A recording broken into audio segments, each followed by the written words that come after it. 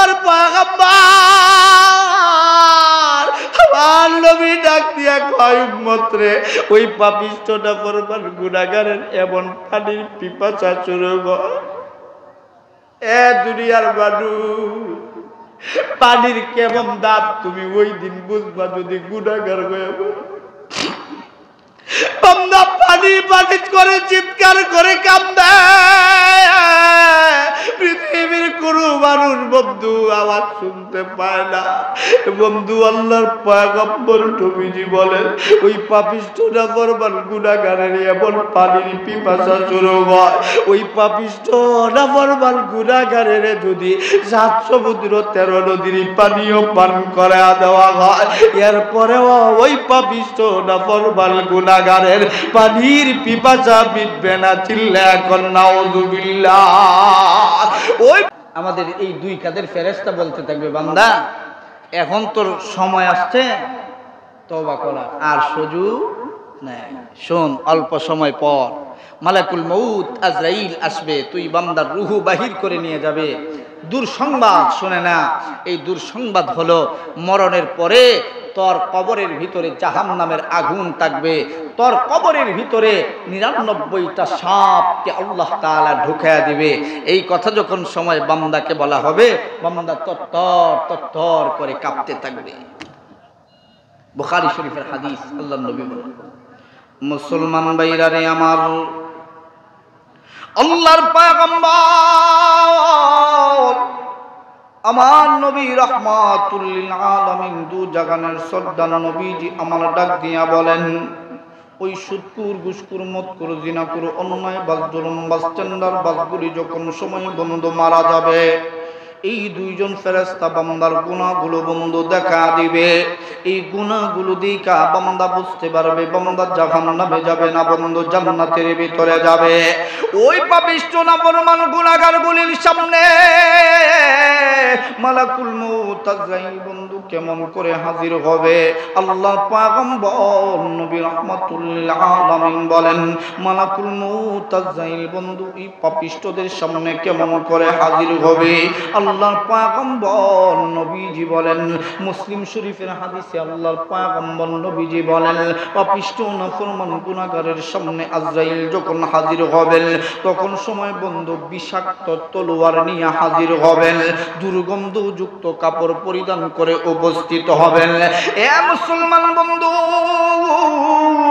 দিলের কান্তারি লাগাইয়া এ বন্ধু একটু কথাগুলো শুইনা দাও দেখো বন্ধু সুদ চাটতে পারো কিনা বুঝ চাটতে পারো কিনা বেঈমান কাফের মুশরিকদের বেঈমান মুশরিকদের মরণ কেমনে হবে সুদকুরদের মরণ বন্ধু কেমনে হবে গুনাহগারদের মরণ কেমনে হবে আজরাইল ওই পাপিষ্ঠ নাফরমান গুনাহগারের সামনে বন্ধু কেমন করে হাজির হবে আজরাইল কত বড় আল্লাহর পয়গম্বর নবীজি বলেন 7 সমুদ্র 13 নদীর পানিও গুলি যদি মালাকুল মউত আজরাইল তার মাথার মধ্যে ঢেলে দেওয়া হয় সম্পূর্ণ পানিও মালাকুল মউত আজরাইল তার মাথার চুল খেয়ে নিবে এক ফোঁটা পানিও জমিনের মধ্যে পড়বে না মালাকুল মউত আজরাইল তার চেহারাটা বন্ধু কেমন নিয়ে ওই পাপিষ্ঠদের সামনে হাজির হবে আমার নবীজি তাও বলে গিয়েছেন মালাকুল মউত আজরাইল তার বন্ধু মাথার চুলগুলো কেমন হবে আজরাইল কেমন তার চেহারা কেমন দেহটা হবে আজরাইল তো কালো হবে আমার নবীজি বলেন জিন্দেগিতে তুমি কত কালো দেখেছ এর চাইতে কালো তুমি কোনোদিন জিন্দেগিতে কোনোদিন দেখো নাই মালাকুল মউত আজরাইল বন্ধু তার চক্ষুগুলো কেমন হবে এ মুসলমান বাবাজিরা মালাকুল মউত আজরাইল তার চুলগুলি হবে কুকরানো আর ফিকরানো ওই গুনাহগারগুলোর সামনে যখন সময় আইসা হাজির হবে এই চুলগুলো তারের মতো বন্ধু শক্ত শক্ত তারগুলোর মতো চুলগুলো হবে ভয়ঙ্কর আকৃতির চুলগুলো কুকরানো ফিকরানো হবে মালাকুল মউত আজরাইল এবং তার ললাট কপালটা কেমন হবে হবে। আমার নবীজি তারও বর্ণনা করে গিয়েছেন।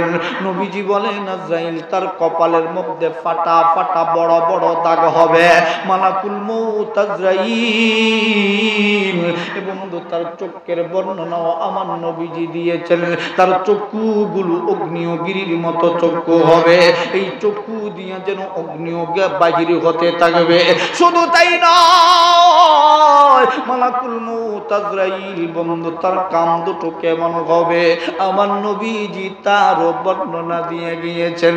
মালাকুল মউত আজরাইল বন্ধু তার কাম দুটো হাতির কানের মতো করে, কুলার মতো করে ভয়ঙ্কর দুটি কান হবে। মালাকুল মউত আজরাইল বন্ধু তার নাকটা কেমন হবে? আল্লাহর পয়গম্বর নবীজি বলেন হাতির ফুরের মতো নাকটা লম্বা হবে, মাটি দিয়া চেঁচড়ায়া চেঁচড়ায়া যাইতে থাকবে। মালাকুল মউত আজরাইল ওই পাপিষ্ঠদের সামনে বন্ধু কেমন করে হাজির হবে নবীজি বলেন তার মুখের দাঁতগুলো বড় ভয়ঙ্কর হবে, বড় ভয়ঙ্কর হবে। নবীজি ডাক দিয়া বলেন হাতির দাঁতের মতো দাঁতগুলি, লম্বা লম্বা দাঁতগুলি হবে। একটা দাঁত লম্বা হবে আর একটা দাঁত কাটো হবে। মালাকুল মউত আজরাইল হে বন্ধু তার হাতের নখগুলো বন্ধু কেমন হবে নবীজি বলেন হাতের নখগুলি লম্বা লম্বা নখ বিশিষ্ট আঙ্গুল হবে।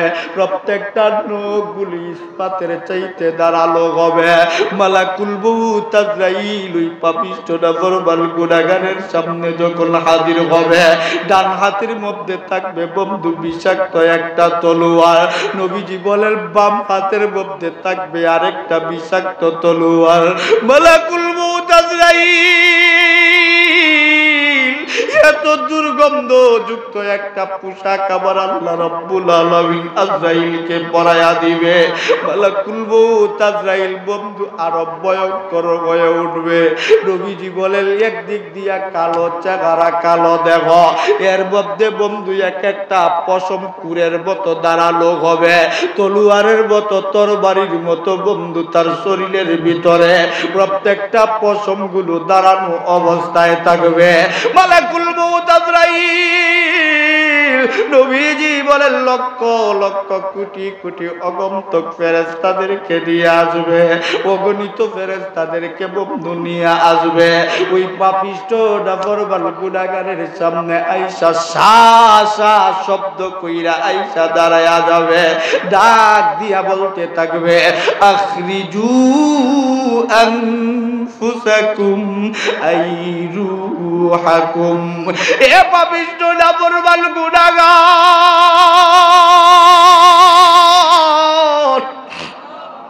কোথায় রে বান্দা? তোর রুগুটারে রাখছিস, তাড়াতাড়ি করে রুগুটারে বাগিরি করে দে। পাপিষ্ঠটা বরবাল গুনাহগারের রুগুটা বন্ধু বাগিরি হইতে চায় না, কারণ ওই রুগু তো ভালো কইরা জানে অল্প সময় পরে তার কবরের ভিতরে ৯৯টা সাপকে ঢুকায়া দেওয়া হবে। তার কবরের ভিতরে জাহান্নামের আগুন দাউ দাউ করে জ্বলবে।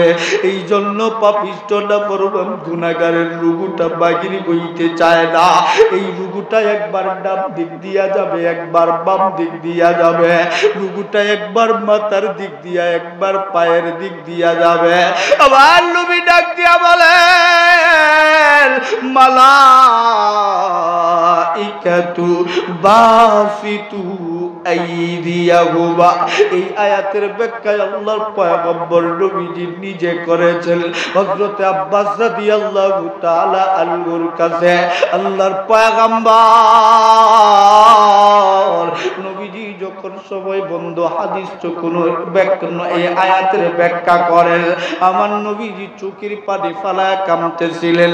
নবীজি বলেন আইয়াযরিবুহুমা। আজরাইল বন্ধুর রাগান্বিত অবস্থায় আয়েশা হাজির হবে, ডাক দিয়া বলবে পাপিষ্ঠ নাফরমান গুনাহগার রুহু রুহুটারে তাড়াতাড়ি করে বাগিরি করে দে, বাগিরি করে দে।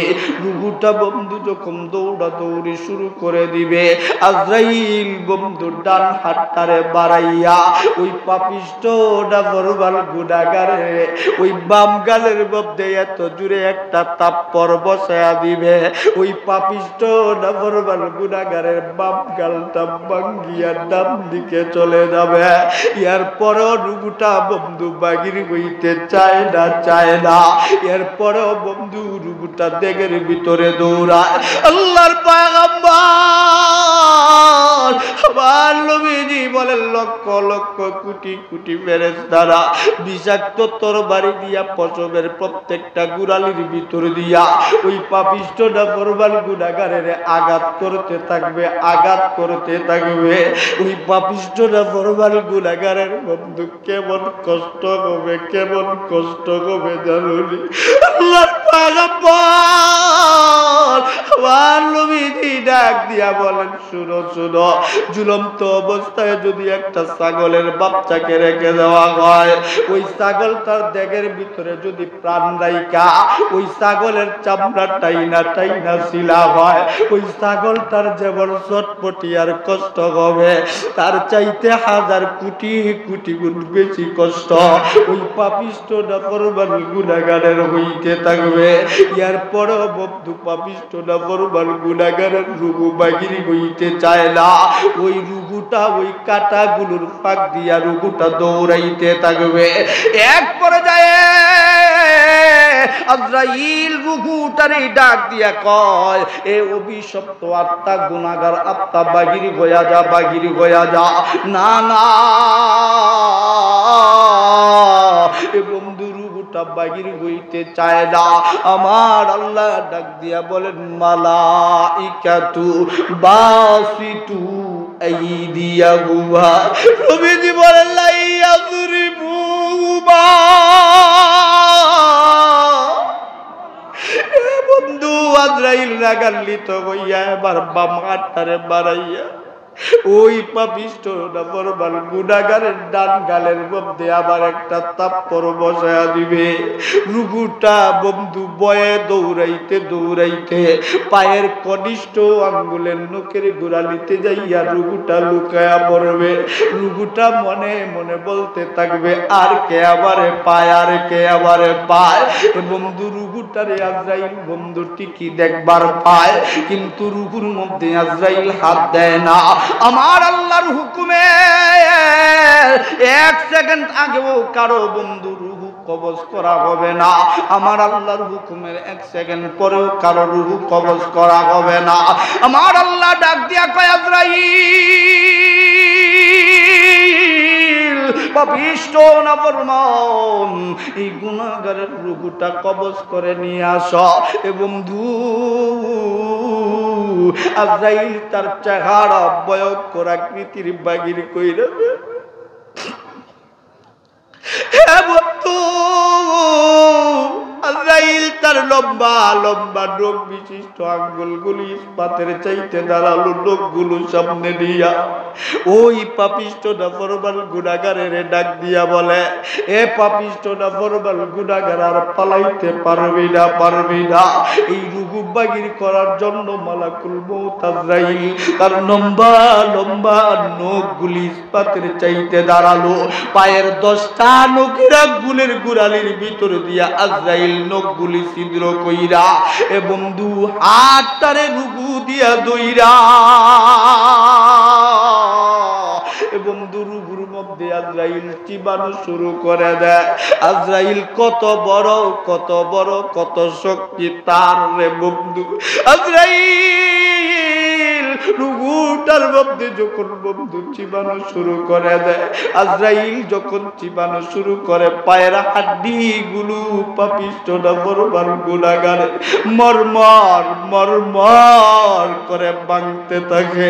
রুহুটারে আজরাইল বন্ধু চিবাইয়া চিবাইয়া রুহুটারে হাঁটুর মধ্যে যখন দিয়ে আসে, আবার আজরাইল এত জোরে করে চাপ দিয়া ধরে, পায়ের হাড্ডি ভেঙে চুরে চূর্ণ বিচ্ছিন্ন হয়ে যায়। রূহটারে আজরাইল চিবাইয়া কবরের মধ্যে যখন নিয়ে আসে, আল্লাহর পয়গম্বর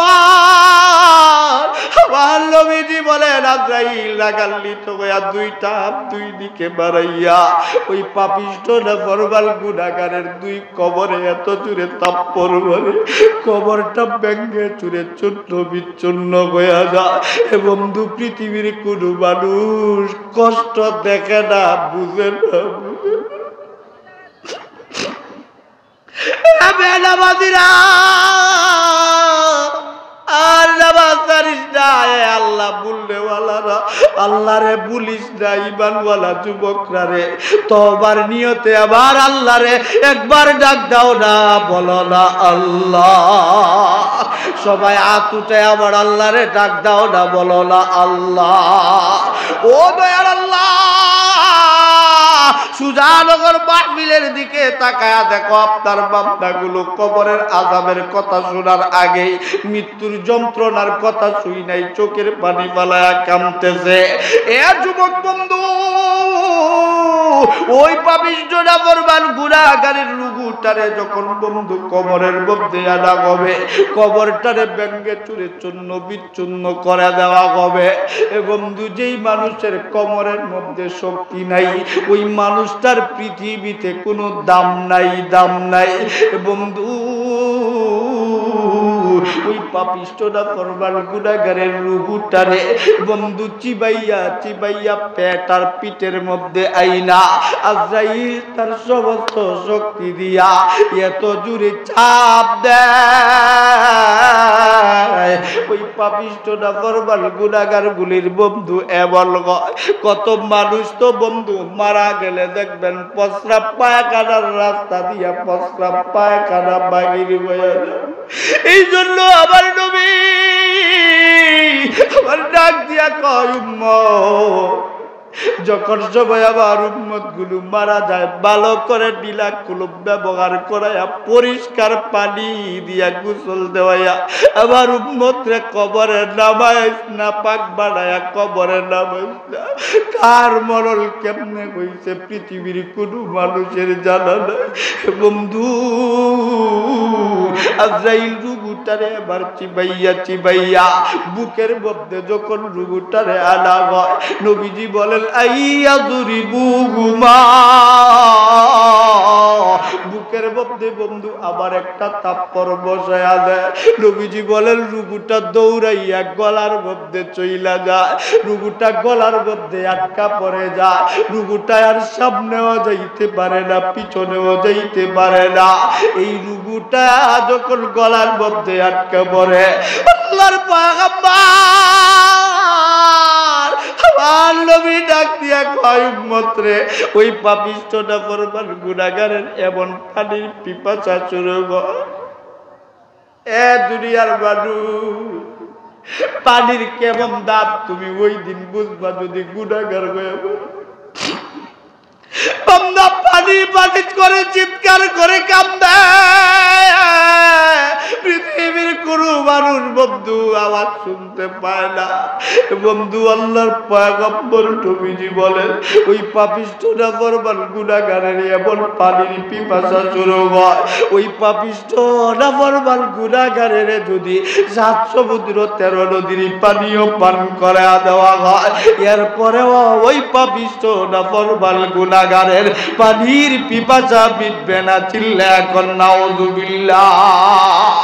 ওই পাপিষ্ঠ নাফরমান গুনাহগার রূহটা যখন বন্ধু গলার মধ্যে আটকা পড়ে যায়, আল্লাহর পয়গম্বর নবীজি বলেন মালাইকাতু বাসিতু আইদিয়াহুমা, আজরাইল রূহ বাহির করার জন্য এবার মাথার দিকে চইলা যায়, মাথার চামড়িটারে ছিদ্র কইরা আজরাইল হাতটারে মাথার ভিতর দিয়া ঢুকাইয়া মগজগুলোর রগ রেশাগুলোর ভিতর দিয়া কুটি কুটি তারের ভিতর দিয়া কুটি কুটি রগ রেশাগুলোর ভিতর দিয়া রূহটারে আজরাইল চিবাইয়া চিবাইয়া পুরা মাথার রূহ, পুরা পায়ের রূহ, পুরা দেহের রূহটারে চিবাইয়া চিবাইয়া গলার ভিতর দিয়া রুহুটারে গলায় আইনা আজরাইল রুহুটারে গলার থেকে চিবাইয়া বুকের মধ্যে একত্রিত পুরা দেগের রুহু একত্রিত কইরা এবার আজরাইল ডাক দিয়া বলতে থাকবে আখরিজু আনফুসাকুম আই রুহাকুম। আমার নবী হাদিস বলে আমার নবী কাঁদবে, ডাক দিয়া কয় উম্মতরে মরণের কষ্ট যদি দেখতা কোনদিন সুদ খাইতা না, গুনাহ করতা না। পাপিষ্ঠ নাফরমান গুনাহগার রুকুটা যখন বন্ধু গলার মধ্যে নিয়ে আসা হয়, এই সময় আজরাইল ডাক দিয়া কয় আখরিজু আনফুসাকুম আই রুহাকুম। এই রুহুটারে বন্ধু বাহির করার জন্য আজরাইল তার লম্বা লম্বা নখ বিশিষ্ট আঙ্গুলগুলি, আল্লাহু আকবার, নারায়ে তাকবীর, নারায়ে তাকবীর, আলহামদুলিল্লাহ। হুজুর বসা তো এই 9:30 পর্যন্ত, যদিও ওনারা বলছেন শায়েককে পাশে বসায়া কষ্ট দিয়া, আসলে এটা আমার মুনাসিবতের ভিতরে নাই। হুজুর যেহেতু চলে আসছেন, ব্যস্ত মানুষ। নবীজি বলেন আখরিজু আনফুসাকুম আই রুহাকুম। রুহুটা যখন এই বুকের ভিতরে আইনা আজরাইল তার হাতটারে ছিদ্র করে দিয়া বুকের ভিতরে ঢুকাইয়া আল্লাহর পয়গম্বর নবীজি বলেন আজরাইল পুরা দেহের রুহুটাকে একত্রিত কইরা আজরাইল এত জোরে টান দিবে, আল্লাহর পয়গম্বর নবীজি বলেন ওই পাপিষ্ঠ নাফরমান গুনাহগারগুলির পায়ের হাড্ডি সহ পুরাটা দেহ ভেঙ্গে চুরে চূর্ণ বিচ্ছিন্ন হয়ে যাবে। রুহুটাকে আজরাইল টান দিয়া বাহির করে এমন অবস্থা করবে, নবীজি বলেন রুহুটা বাহির করার পর দুর্গন্ধযুক্ত একটা রুমাল দিয়া রুহুটাকে পেঁচাইয়া, নবীজি বলেন রুহুটার ভিতরে এত দুর্গন্ধ রুহুটার ভিতরে হয়, নবীজি বলেন এই দুর্গন্ধ যদি দুনিয়ায় ছেড়ে দেওয়া হতো, দুনিয়ার মানুষগুলো এই দুর্গন্ধের কারণে মারা যাইত। জোরে কোন নাউযুবিল্লাহ। এত দুর্গন্ধ রুহুর ভিতরে হয়। নবীজি বলেন এই রুহুটাকে ফেরেশতারা আসমানের দিকে নিয়ে যাইতে থাকে, আসমানের দরজা আল্লাহ তাআলা তার জন্য বন্ধ করে দেয়। এই পর্যন্ত আলোচনা থাক। আল্লাহ তাআলা আসমানের রুহুটাকে নিয়ে যাইতে চায়, কিন্তু ফেরেশতারা দুর্গন্ধের কারণে নাক বন্ধ করে দেয়। আল্লাহ আপনার বান্দার রুহুর ভিতরে এত দুর্গন্ধ সহ্য করতে পারে না। আল্লাহ বলে দ্বিতীয় আসমানে নিয়ে যা, তৃতীয় আসমানে নিয়ে যা, সপ্তম আসমান পর্যন্ত রুহু নিয়ে যাওয়া হয়। কেউ রুহু বন্ধু রাখবার চায় না। মহান আল্লাহ তাআলা ডাক দিয়া কয় কেউ রুহু যেহেতু রাখবার চায় না, আমি আল্লাহ তাআলা, আমি আল্লাহ ওই রুহুর জন্য জায়গা করে রেখেছি ওই সিজ্জিন নামক জেলখানার ভিতরে। সাত জমিনের নিচে বান্দার রুহুটাকে বন্দী করে যাও, জাহান্নামের সাথে কানেকশন লাগায়া দাও। ও মুসলমান যুবক ভাইরা, যে কথা বলতেছিলাম, যারা সুদ খায়, যারা ঘুষ খায়, যারা অন্যায় করে, যারা জুলুম করে, যারা নির্যাতন করে, যারা আমার নবীকে নবী বলে মানে না, যারা আমার নবীর বিরুদ্ধে যায় নবী গোলাম আহমদ কাদিয়ানীকে বানাইতে চায়, এরা কাফের নিঃসন্দেহে। এদেরকে বাংলার জমিনে কাফের ঘোষণা করতে হবে। কথা বলেন ঠিক কিনা? আজকে খতমে নবুয়তের আন্দোলনে যারা শরীক হয়েছেন, আল্লাহ তাআলা তাদেরকে, আল্লাহ তাআলা হযরত উমরের জিন্দেগি নসিব করুক। বলেন আমিন। আরো জোরে বলেন আমিন। আমার পাশেই রাহবার বসা আল্লাহ হুজুর হলেন কারা নির্যাতিত আলেম, যিনি এত কারা নির্যাতিত যা বলার বাহিরে। অনেক তো 2 বছর 3 বছর কাটছে, উনি যে কত বছর কাটছেন, 12 বছর 1 যুগ। এরপরে যে আমরা হুজুরকে এখানে পেয়েছি, আমি অনেক আগে হুজুরের একটা জিহাদের আলোচনা শুনেছি। এই জিহাদের আলোচনা এমন ছিল যে আল্লাহর নবী বলেছেন জিহাদের ময়দানে যেতে হবে, চলো। এক মহিলা ছোট বাচ্চাকে নিয়ে গেছে, আল্লাহর নবী বলেন এই ছোট বাচ্চা জিহাদ করতে কি পারবে? তখন সময় ছোট বাচ্চার মা বলছিল এমন কথা, ইয়া রাসূলুল্লাহ, আমি জানি আমার ছোট বাচ্চা জিহাদ করতে পারবে না, কিন্তু আমার ছোট বাচ্চা আপনার সামনে তো একটা ডাল হতে পারবে। প্রত্যেকটা তীর তরবারির আঘাতগুলি আমার ছোট ছেলের গায়ে লাগবে, একটা তীর যেন আপনার গায়ে না লাগে। এই জন্য আমার সন্তানকে আপনি আপনার সাথে জিহাদে দিতে চাই। ও মুসলমান শোনো, নবীর ইজ্জত রক্ষা করার জন্য আমার আপনার জীবন যদি দিতে হয়, আমার যদি পাশের মতো শাপলা চত্বরে যেতে হয়, রাজি কারা কারা আছেন? দাঁড়ায় একবার আল্লাহু আকবার বলতে হবে, দাঁড়ায় একবার আল্লাহু আকবার বলতে হবে, দাঁড়ায় একবার আল্লাহু আকবার বলতে হবে। সবাই দাঁড়াও, ইমানি হাওয়াল দেব আল্লাহু আকবার। আল্লাহ কবুল।